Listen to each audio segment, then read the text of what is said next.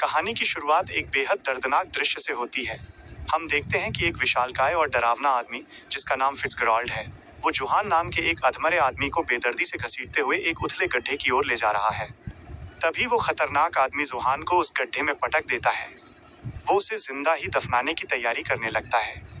पास ही खड़ा एक जवान लड़का, ब्रिजेश, ये सब देख रहा है और कांपते हुए बोलता है, तुम ऐसा क्यों कर रहे हो? ये अभी जिंदा है।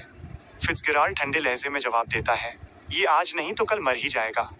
और जैसा कि हमने वादा किया था कि इसका अंतिम संस्कार पूरे रीति रिवाज के साथ किया जाएगा, मैंने मिट्टी डालकर अपना वादा पूरा कर दिया है। वो जोहान के चेहरे पर मिट्टी डालना शुरू कर देता है और फिर ब्रिजेश को धमकी देते हुए कहता है कि ये अब खत्म हो चुका है, तुम भी मेरे साथ यहाँ से चलो। ब्रिजेश को जोहान की इस हालत पर बहुत दुख होता है। वो चुपके से जोहान से माफी मांगता है और उसके पास एक पानी की बोतल रखकर वहां से भारी मन से चला जाता है। अब जोहान उस अंधेरी कब्र में अकेला है, तड़प रहा है और मौत का इंतजार कर रहा है। जोहान उस गड्ढे में कई घंटों तक पड़ा रहता है। रात का सन्नाटा और बर्फ की ठंडक उसे तोड़ रही होती है।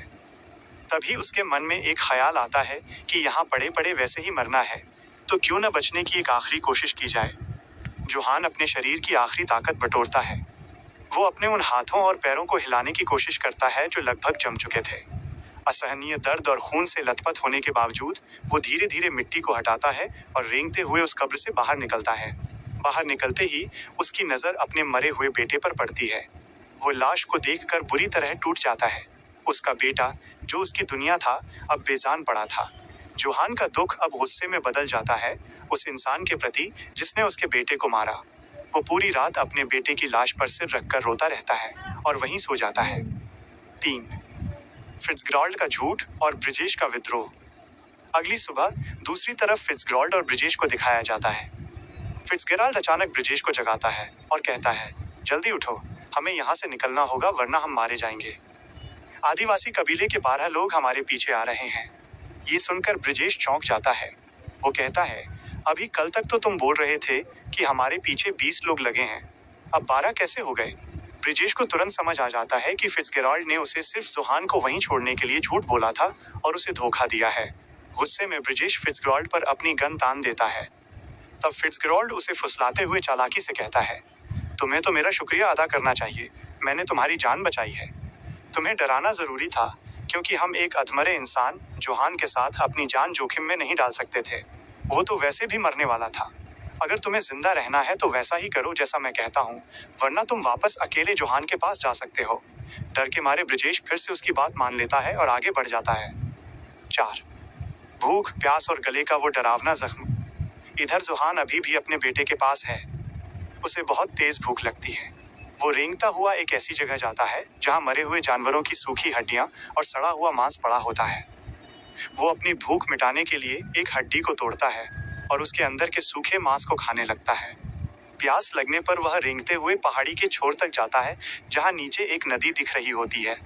वो जैसे तैसे नदी के पास पहुंचकर पानी पीने लगता है, लेकिन यहाँ एक और मुसीबत आती है। जैसे ही वो पानी पीता है, पानी उसकी गर्दन के छेद से बाहर निकलने लगता है क्योंकि भालू के हमले से उसका गला कट गया था। जोहान को समझ आता है कि उसे सबसे पहले इस घाव को भरना होगा। उसके पास थोड़ा सा बारूद बचा होता है। वह सूखी घास से आग जलाता है और अपनी कटी हुई गर्दन पर बारूद छिड़क देता है। फिर वो एक जलती हुई लकड़ी को अपनी गर्दन के घाव पर लगाता है। बारूद एक धमाके के साथ जलता है और आग की चिंगारी से उसका गला सील बंद हो जाता है। वह दर्द से पागल होकर वहीं बेहोश हो जाता है। 5. नदी का सफर और अनजान दोस्त से मुलाकात। कई दिनों तक जोहान नदी किनारे कच्चा मांस और पानी पीकर खुद को जिंदा रखता है। एक दिन जब आदिवासी कबीले के लोग वहां आते हैं तो जोहान खुद को पानी के अंदर छिपा लेता है और तैरते हुए दूर निकल जाता है। बर्फीले पानी में रहने के कारण उसका शरीर चमने लगता है, लेकिन वो फिर से आग जलाकर खुद को गर्म करता है। कुछ दिनों बाद उसकी मुलाकात एक और शिकारी से होती है जिसने एक बड़े जानवर का शिकार किया था। जोहान इशारों से बताता है कि वो कोई खतरा नहीं है, उसे बस खाना चाहिए। वो आदमी दया दिखाकर जोहान को मांस देता है।